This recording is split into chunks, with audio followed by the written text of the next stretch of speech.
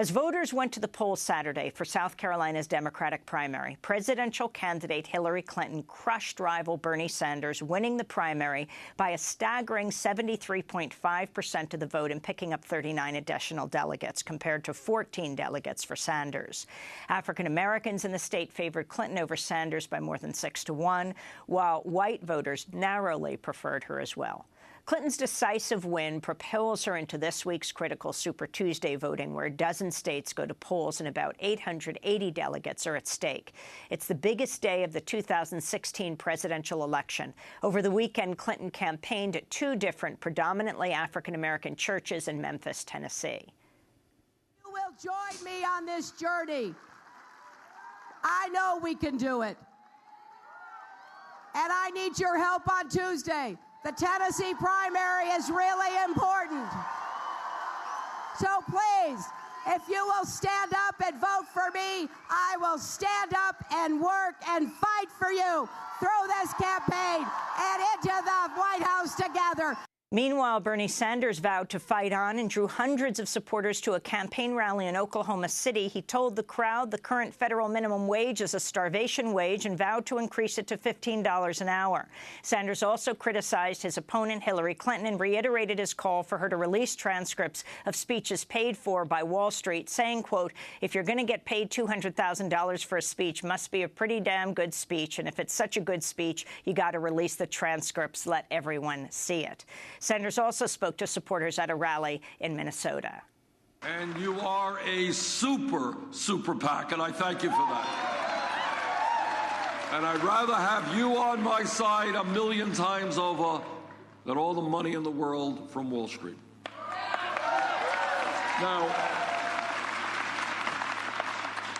my opponent has a different position. She has a super PAC.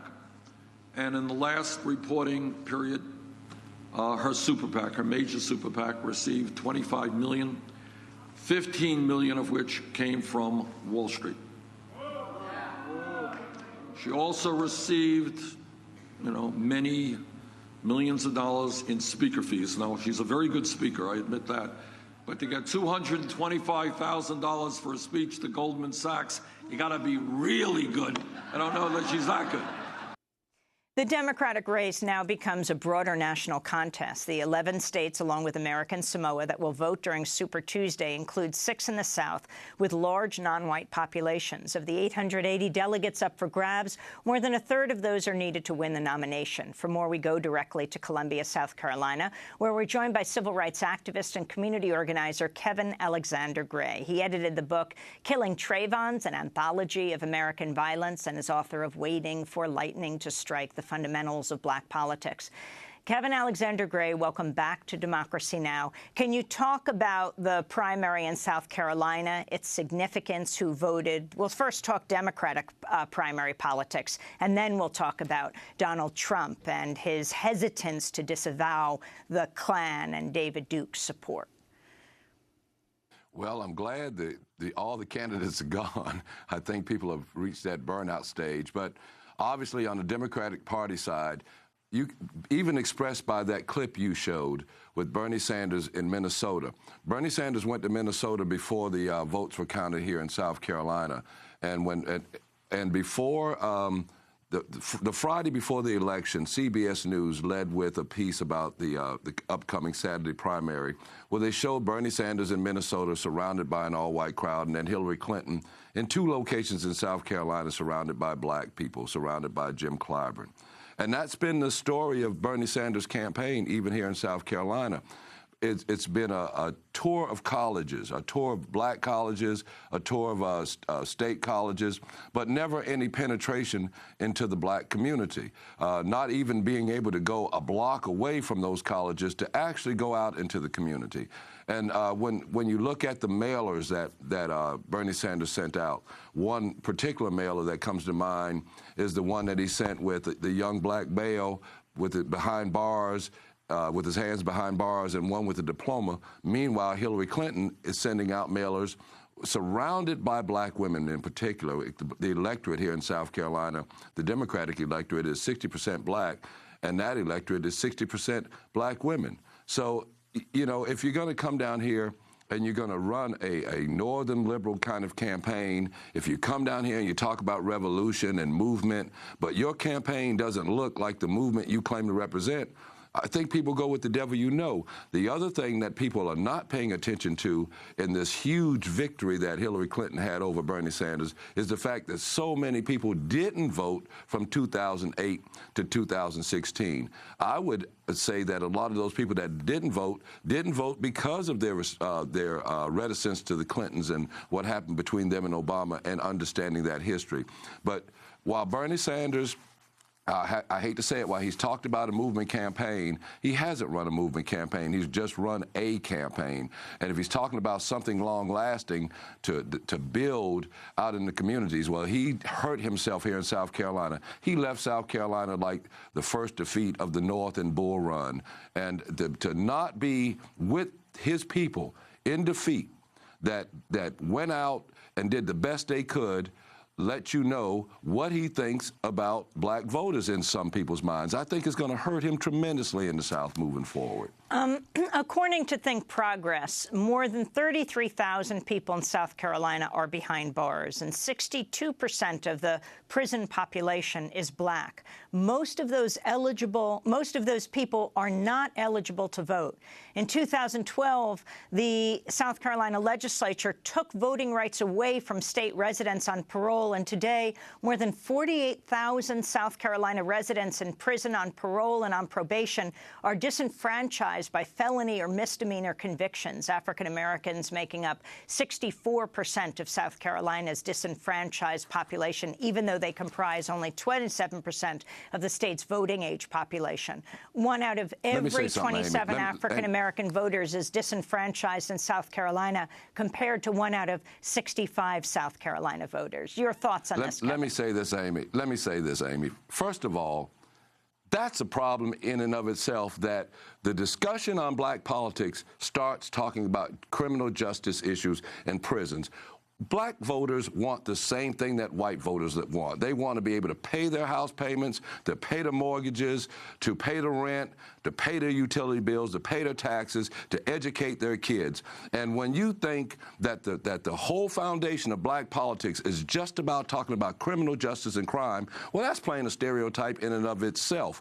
And while there are a lot of black people in jail in South Carolina, disproportionately, and we understand the effects of structural racism, we still have close to a million eligible black voters in South Carolina, and probably close to 600 to 700,000 registered voters.